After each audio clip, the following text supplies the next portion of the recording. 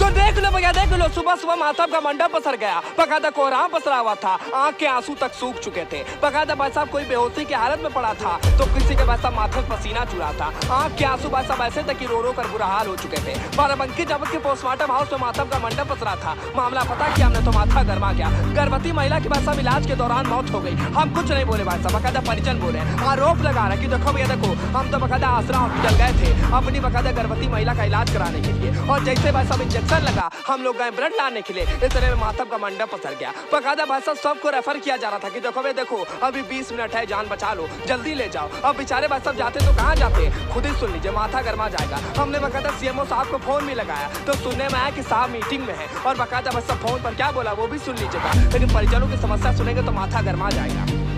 नाम लिखते हैं आप? आशीष कुमार।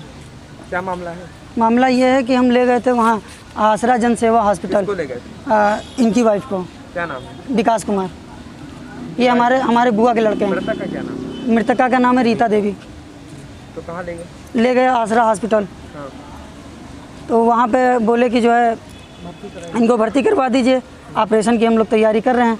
फिर कहें कि जब जांच आ जाएगी तभी ऑपरेशन करेंगे, तो हमने कहा ठीक है।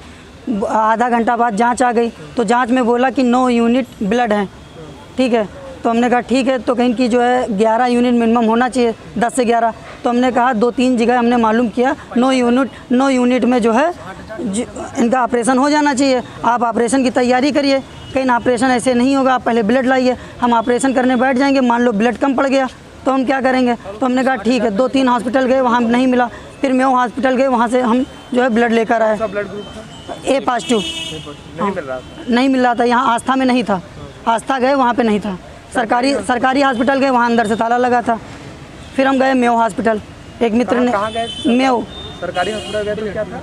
सरकारी हॉस्पिटल गए, वहाँ अंदर से ताला लगा था। हाँ, सुबह 4:30 बजे। क्या बोला भैया, एक बार फिर से बोलो। बकायदा भाई साहब जैसे गए ब्लड लाने के लिए, देखा कि बाराबंकी जनपद के सरकारी अस्पताल के ब्लड बैंक में ताला लटका था। ताला भाई साहब ना जाने कैसा था और ना जाने काहे ब्लड नहीं मिला। पर लापरवाही का दोष किस पर दे भाई साहब, मौत किसके वजह से किस पर दोष है, कुछ समझा नहीं रहा। हमने पूछा कि सरकारी अस्पताल लेकर जाना चाहिए, तो काहे नहीं ले गए, तो कहा भैया इनको कुछ पता ही नहीं था। लेकिन भाई साहब कहा बताया, अधिकारी साहब को फोन मिलाओगे, चाहे जाओ ना अधिकारी साहब को मिलाओ, फोन तुरंत नहीं उठेगा, कहेंगे मीटिंग में है साहब, ना जाने कहाँ है साहब। पर फिलहाल भाई साहब इनकी बातें सुनिए, परिजनों की बातें सुनकर के बाद हमारा कलेजा फूल उठा, कसम से भाई साहब बता खुद सुन लो। तो फिर हम लोग गए वहाँ पे मेयो हॉस्पिटल, वहाँ से हम A पॉजिटिव लेकर आए ब्लड। फिर जब तक वहाँ से पहुँचे तब तक मरीज़ को जो है, मरीज़ हॉस्पिटल के अंदर ही मर चुका था, इंजेक्शन लगा और मरीज़ एक्सपायर हो गया। फिर बोले कि अभी इनकी सांस चल रही है, आप इनको 20 मिनट में कुमेरी लेकर जाइए, लखनऊ में है कुमेरी हॉस्पिटल। तो जो है वहाँ पर हम लोगों ने कहा कि जब ये एक्सपायर हो चुकी लेकर क्या जाएं, तो उन्होंने कहा कहीं भी ले जाओ, हमसे नहीं मतलब है, ऐसे बोला। और मरीज हाँ 60,000 रुपये एक बार लिए और 20,000 एक 80,000 रुपये। और क्या दिक्कत थी?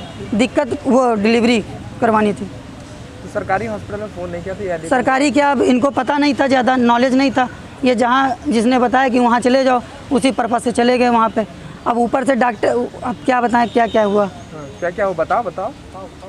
उसके बाद हम लोग उसका है कि जो है जो करना हो कर लो।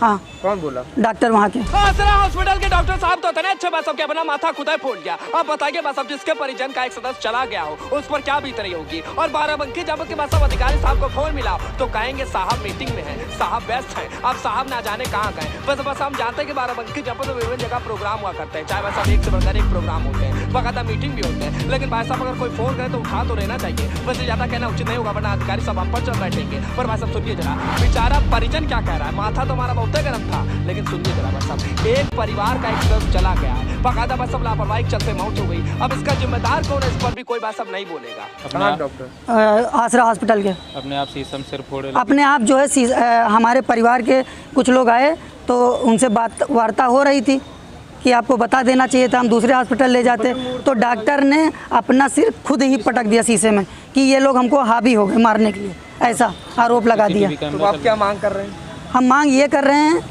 कि अब जो सुनवाई हमारी चाहिए, तो परिजनों की भैया समस्या आपने सुनी, कम से कम भाई साहब 80,000 रुपए इन्होंने दिया, ऊपर से डेड बॉडी का रेफर किया जा रहा था। और जब परिजन बातचीत करने के लिए पहुंचे तो बकायदा डॉक्टर साहब माथा फोड़े ले रहे थे कि तो कभी देखो हम कुछ नहीं जानते, जाओ जहाँ ले जाओ। वैसे आपको बता दें भाई साहब, हमने बकायदा सीएमओ साहब को फोन लगाया, हमने कहा साहब फोन उठाएंगे, पहली बार में फोन कतई नहीं उठाया भाई साहब। हमारे पास क्या बताएं, स्क्रीनशॉट दिखाते हैं आपको, लेकिन फिलहाल रहने दीजिए। बकायदा भाई साहब रिकॉर्डिंग सुनिए, हमने फोन लगा, हमने कहा साहब नमस्कार, ऐसे भाई साहब कौन से साहब बोले, खुद सुन लो, कहा आधे घंटे बाद बात हो पाएगी। हेलो हेलो भाई साहब नमस्कार, नमस्कार शमशी पत्रकार बोल रहा हूँ। सर, साहब अभी मीटिंग में है। अच्छा, तो इनसे कब बात हो पाएगी? सर अभी आधा घंटा लगेगा सर। तो लो भैया साहब आधा घंटे बाद बात करेंगे, पर चैनल को सब्सक्राइब करना कतई मत भूलिएगा। शम्स से हर जुड़ी खबर मिलती रहेगी इसी पर।